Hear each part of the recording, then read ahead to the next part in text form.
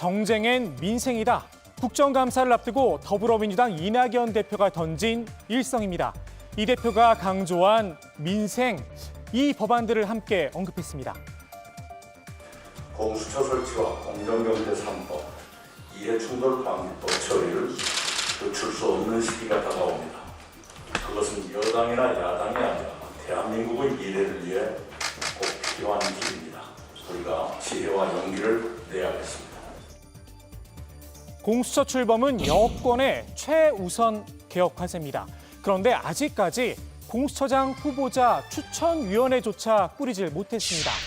안 하는 건지 못하는 건지 국민의힘에서 추천위원 명단을 내놓지 않은 탓입니다. 김종인 비대위원장이 곧 추천한다고 한 지도 벌써 2주가 흘렀습니다. 민주당 입장에선 마냥 기다리고만 있을 수는 없겠죠. 법사위에 상정해 놓은 공수처법 개정안 처리할 수도 있다. 최후 통첩을 보냈습니다. 민주당은 야당의 책임 있는 협조를 인내하며 기다릴 것입니다. 그렇지만 무한정 기다릴 수는 없습니다.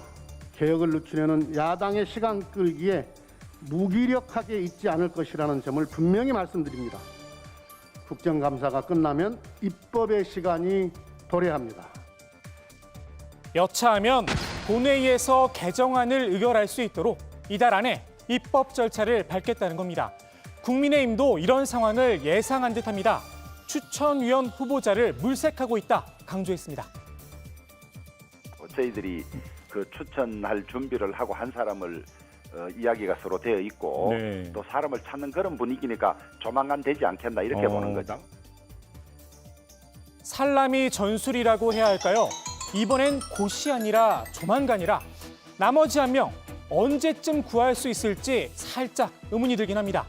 민주당은 공정경제 3법도 다음 달까지 처리한다는 계획입니다. 사전 정지 작업이라고 할까요? 이낙연 대표가 직접 재계 인사들을 만났습니다. 기업을 살리고 경쟁력을 높이는 제도 개선이 필요한데 국회에서는 기업 경영과 투자 활동에 제약을 가하고 부담을 늘리는 법안이 많이 제출돼 있어서 정책에서는 걱정이 큽니다. 공정경제 3법은 아주 오래된 현안이고 우리 기업들의 건강성을 높여드리기 위한 것이지 기업들을 골탕 먹이기 위한 것은 아니다. 부분적으로 보완할 것이 있으면 보완하고 그런 식으로 하겠습니다. 다만 이것을 늦추거나 방향을 바꾸거나 하기는 어렵다 하는 말. 공정경제 3법 이번 정기국회에서 처리하겠다고 못을 박은 겁니다. 문제는 야당의 협조인데요. 국민의힘 김종인 비대위원장은 일단 오케이 사인을 보냈습니다. 그런데 당내 반발이 만만치 않은가 봅니다. 새로운 카드를 하나 더 꺼내 들었습니다. 공정경제 3법뿐이 아니고 노사관계, 노동법 관계도 함께 개편해달라고 하는 것을 정부에 제의를 합니다. OECD 발표에 하면 141개 국가 중에서 우리나라의 소위 고용, 해고 이런 문제는 141가 중에서 102번째에 이르고 있고 거기에 노사관계라고 하는 것은 41개 국가 중에서 130번째에 달하고 있고 다만 공정경제 3법과 노동법 개정을 연계하진 않겠다 이렇게 선을 그었습니다. 그런데 하루 만에 주호영 원내대표가 그 선을 넘었습니다. 공정경제 3법과 노동법 개정은 1+1이라는 겁니다. 그래서 예를 들면 의석을 많이 가진 민주당이 하나는 받고 하나는 받지 않겠다고 했을 때 이제 어떻게 할 것인지는 저희들 원내대표단은 또 고민을 좀 해봐야 될 상황입니다. 그러면 노동관계법하고 공정경제 3법은 원샷으로 함께 처리가 될 수밖에 없다 이런 말씀이신가요? 그것이 가장 바람직하지요. 민주당은 불가 입장을 분명히 했습니다. 이낙연 대표는 수많은 노동자가 생존의 벼랑에 내몰리고 계시다. 노동의 안정성이 몹시 취약하다. 노동자를 비롯한 사회적 약자들을 더 두텁게 포용할 때다. 이렇게 지적을 했습니다. 민주당 내에선 국민의힘이 공정경제 3법 처리에 협조하지 않을 경우 단독으로라도 처리한다는 목소리가 나옵니다. 공수처법 개정안과 달리 정치적 부담이 크지 않은 만큼 176석의 힘을 보여줘야 한다는 겁니다. 이낙연 대표가 정쟁 대신 민생을 기치로 개혁 과제에 속도를 내고 있는 이때 정작 본인이 정쟁의 빌미가 됐습니다. 지난 추석 연휴 기간이었죠.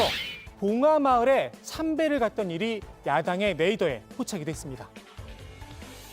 정부가 코로나 확산을 막기 위해 국민의 귀성 성묘길을 막아놓고 집권당의 대표는 설립길 봉화마을을 찾아 정치 성묘를 한다면 전형적인 이중잣 대 표리부동 아닙니까? 국민은 코로나 때문에 병원에 계시는 부모님도 못 만나는 추석에 수많은 사람들이 모여있는 봉화마을을 찾은 것을 어떻게 설명할 수 있겠습니까? 추석을 앞두고 정세균 총리는 물론이고 이낙연 대표 본인도 이런 말을 했었죠. 이번 추석에 대이동이 있다면 다시 코로나가 위험해질지도 모릅니다.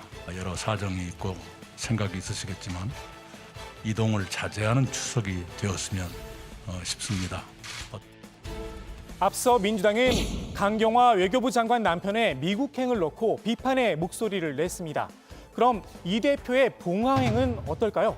윤건영 의원이 답을 내놨습니다. 사적인 영역이라면 당연히 국민적 비난의 소지가 있고 타박을 받아야 하지만 이번 봉화마을 참배는 당 대표로 해야 하는 공적인 영역의 활동이었다는 겁니다.